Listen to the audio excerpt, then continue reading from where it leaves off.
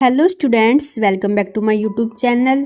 आज हम डिस्कस करेंगे बीए सेकंड ईयर की पोएम द बेंगल सेलर्स की समरी और इसके इम्पोर्टेंट क्वेश्चंस जो एग्जाम में बार बार आते रहते हैं। तो आइए बिना समय गवाए शुरू करते हैं। The poem the bangle sellers is a song sung by Bengal sellers on their way to a temple fair. The song entices Bengal sellers to buy their brightly colored bangles in various colors. It describes how their bangles are suitable to women of different ages and suits their lives.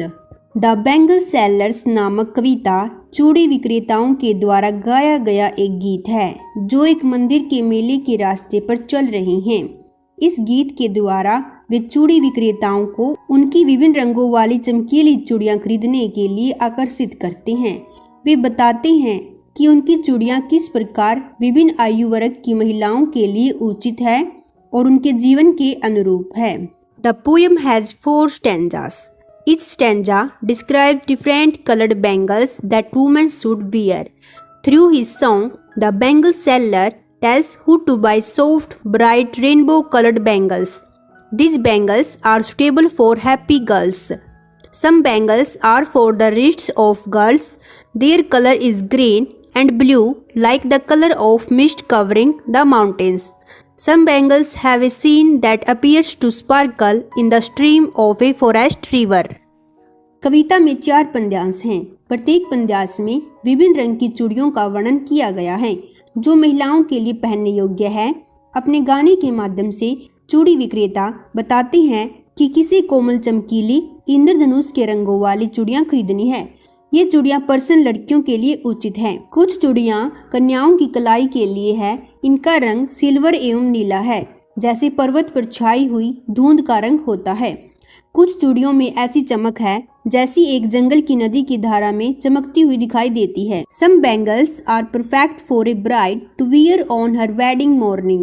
They reflect the flame of marriage.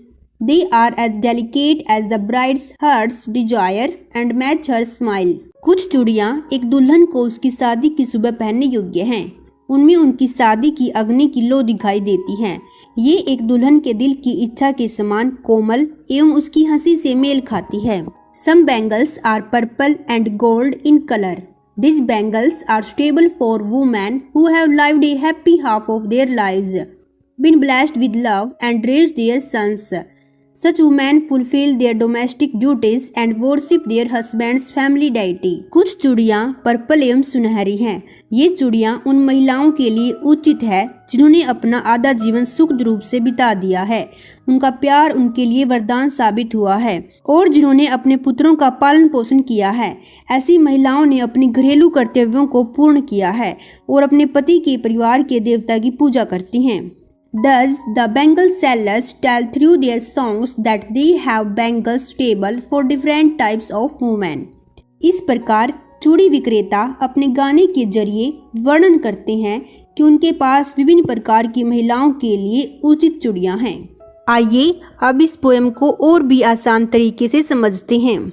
Students, रंग और रूप हमारी जिंदगी का अहम हिस्सा है, लेकिन क्या आपने कभी सोचा है कि एक छोटी सी कांच की चूड़ी एक औरत की पूरी जिंदगी की कहानी सुना सकती है। कहानी शुरू होती है उन चूड़ी बेचने वालों से जो मंदिर के मेले में अपना चमकीला बोझ लेकर जा रही हैं। वो पूछते हैं, कौन खरीदेगा ये नाजुक चमकीली और इंद्रधनुष के रंग जैसी चूड़ियाँ। ये सिर्फ गहने नहीं, खुशहाल बेटियों और पत्नियों की निशानियां हैं। सबसे पहले आती हैं कुंवारी लड़कियां। उनके लिए चूड़ियां कैसी हैं? सिल्वर और ब्लू, जैसे पहाड़ों की धुंध हो। कुछ गुलाबी हैं जैसे खिलती हुई कलियां। ये रंग उनकी मासूमियत और सपनों को दर्शाते हैं। फिर वक्त बदलता है और लड़की दुल्हन बनती है। अब रंग बदलकर सुनहरा हो जाता है, जैसे धूप में चमकती खेती। ये रंग उसकी शादी की सुबह की खुशी और उसके दिल की उमंगों को दिखाता है। अंत में वो औरत जो अपनी जिंदगी का आधा रास्ता तय कर चुकी है, उसके लिए पर्पल और गोल्ड फ्लेक्ड ग्रे रंग की चूड़ियां हैं। ये रंग गर्व और तजुर्बे को दिखाता है, उस माँ का जिसने अपने घर को संभाला और अपने पति के साथ खड़ी रही। सरोजिनी नायडू ने चूड़ियों के रंगों के जरिए भारतीय नारी के हर रूप को सम्मान दिया है। ये कविता हमें बताती है कि जिंदगी का हर पड़ाव अपने आप में खूबसूरत है। आपको कौन सा रंग सबसे ज्यादा पसंद है? अपनी राय जरूर बताएं। ये थी इस पोएम की समरी। आइए अब इसके इम्पोर्टेंट क्वेश्चंस आंसर देख लेते हैं। Why does the poetess call the bangles token of radiant lives? कवित्री चूड़ियों को खुशहाल जीवन की निशानियां क्यों कहती है? The bangles are worn by women of all ages. They are of various colors. They are shining and bright.